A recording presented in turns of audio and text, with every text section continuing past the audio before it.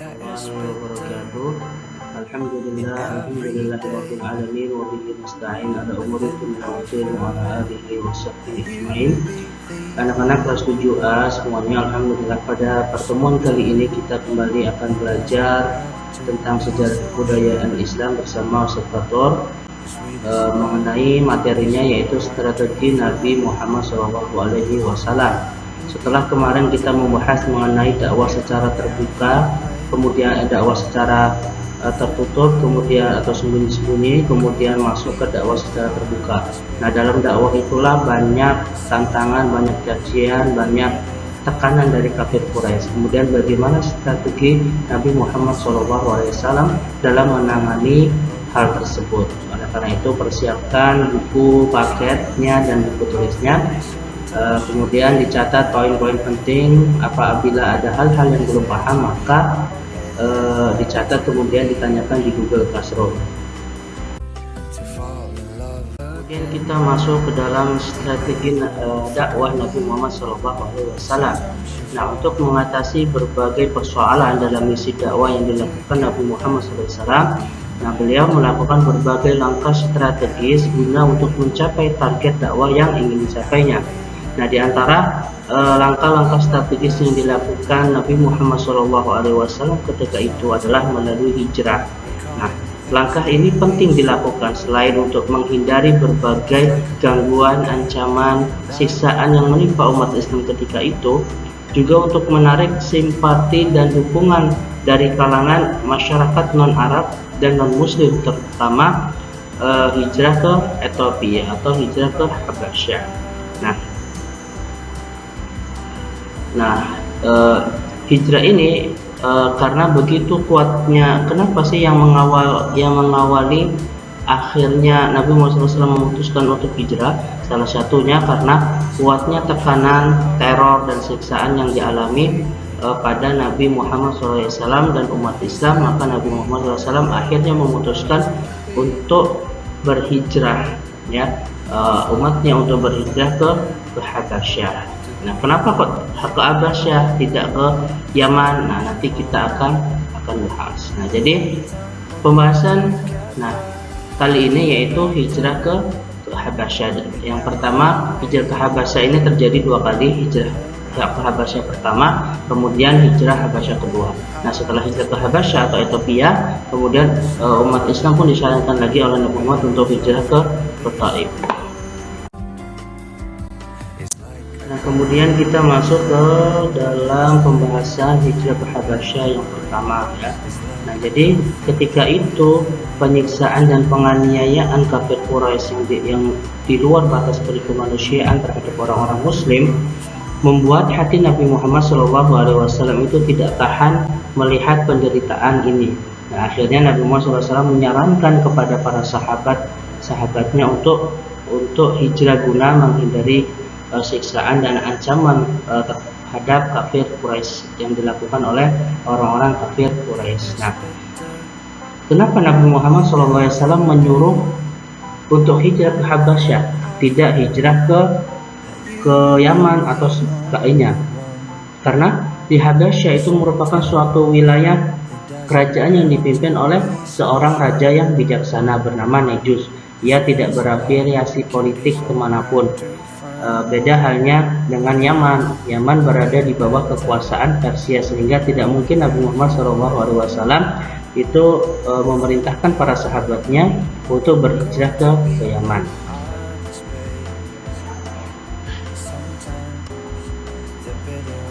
Nah, jadi itu salah satu alasan kenapa sih Nabi Muhammad SAW menyuruh untuk hijrah ke Habasyah. Nah, kemudian pada bulan Rajab tahun kelima kenabian berangkatlah 11 orang laki-laki dan 5 perempuan dipimpin oleh Utsman bin Affan. Jadi ketika itu akhirnya pada tanggal 5 pada bulan Rajab tahun ke-5 dari kenabian Nabi Muhammad SAW berangkatlah hijrah ke Habasyah dengan anggota 11 orang laki-laki dan 5 perempuan yang dipimpin oleh Utsman bin Affan yang didampingi oleh Ruqyah binti Rasulullah SAW. Nah, kedatangan orang-orang Islam ke Habasyah ini alhamdulillah disambut baik oleh Raja Negus. bahkan diberikan perlindungan dan diizinkan untuk melaksanakan ibadah Islam. Nah, melihat ini, orang-orang kafir Quraisy pun menjadi geram. Kemudian orang-orang kafir Quraisy mengatur strategi meminta Raja Najus untuk mengembalikan umat Islam ke Mekah. Namun permintaan itu ditolak. Bahkan Raja Najus akhirnya memberikan perlindungan khusus dan tempat yang aman dan layak di negeri serta diizinkan untuk tinggal selamanya di Habasyah.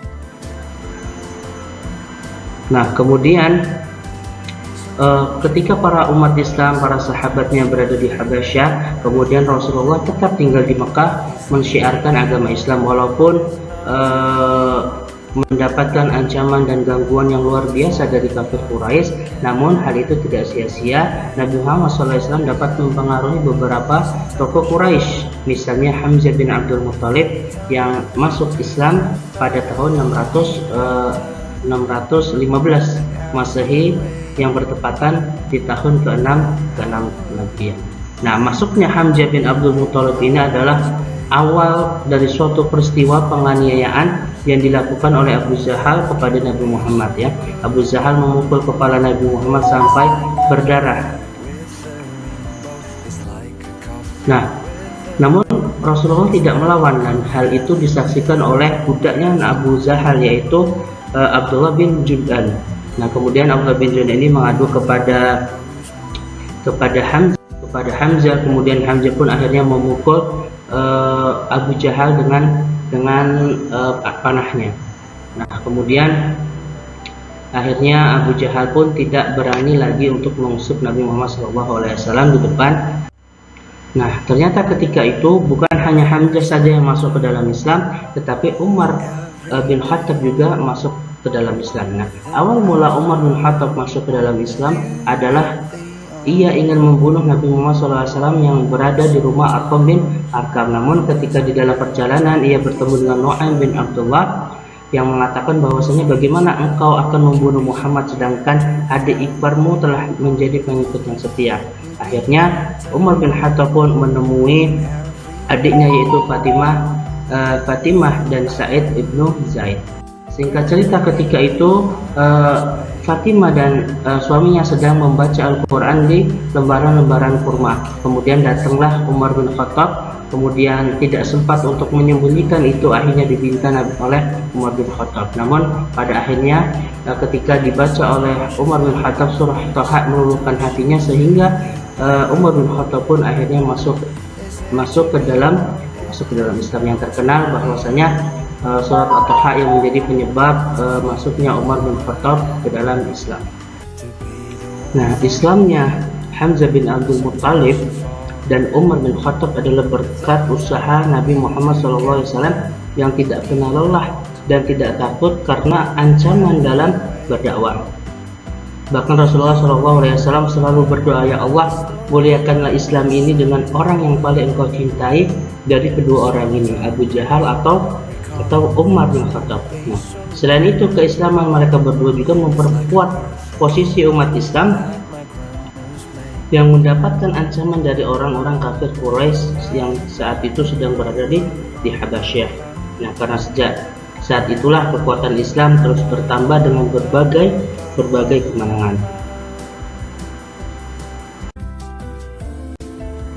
Nah, kemudian kita masuk ke hijrah ke Habasyah yang kedua kalinya. Nah, umat Islam yang hijrah ke Habasyah untuk pertama kalinya itu berlangsung kurang lebih selama 3 bulan. Nah, setelah itu mereka kembali ke Mekah. Melihat keberhasilan umat Islam bertahan mendapatkan perlindungan di Habasyah dari Raja Najus, maka semakin banyak jumlah umat Islam di kota Mekah. Nah, melihat ini kafir Quraisy pun semakin geram. Mereka semakin memperkuat penganiayaan terhadap orang-orang Islam. Nah, karena itulah Nabi Muhammad SAW menyarankan lagi kepada para sahabatnya, kepada umat Islam untuk kembali hijrah ke Habasyah. Nah, untuk kembali hijrah ke Habasyah. Nah, untuk hijrah yang kedua ini diikuti oleh 100 100 orang, 18 diantaranya yaitu wanita, kemudian dipimpin oleh Ja'far bin Abi Thalib. Nah, kemudian bepergian umat Islam ke Habasyah untuk yang kedua kalinya pun masih disambut baik oleh Raja Najus, dan bahkan sampai masih diberikan untuk tinggal selamanya di Habasyah. Nah, melihat ini tentu kafir Quraisy pun semakin geram. Akhirnya kafir Quraisy mengatur strategi. Kafir Quraisy mengirim wakilnya yaitu Amr bin As dan Abdullah bin Rabi'ah untuk menghadap ke Raja Najus. Untuk apa?